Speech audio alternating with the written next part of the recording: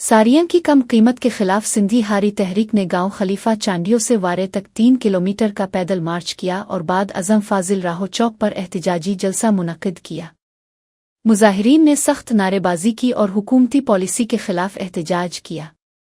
जलसे से खिताब करते हुए सिंधी हारी तहरीक के मरकजी सदर कामरेड गुलाम मुस्तफ़ा चांडियो, कामरेड सरताज चांडियो, इरफान मन्नान, पसंद अली, मुजीब चांडियो, नौरेज चांडियो, नजीब चांडियो, सागर मुश्ताक, नियाज हैदरी, जिब्रान छुट्टो और दीगर रहनुमाओं ने कहा कि सारिया लो फसल की कटाई के बाद अनाज मंडी में इसकी कीमत कम कर दी गई है।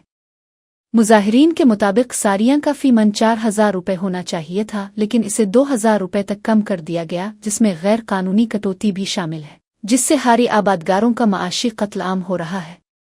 रहनुमाओं ने कहा कि डीसी कंबर और एसएसपी की जानिब से कटौती न करने की नोटिफिकेशन को अनाज व्यापारियों ने रद्द कर दिया है, जिसके बाइस कानून की खिलाफ वर्जी के केस दायर करने और सारिया की फी मन कीमत 4,000 रुपये मुकर्रर करने का मुतालबा किया गया।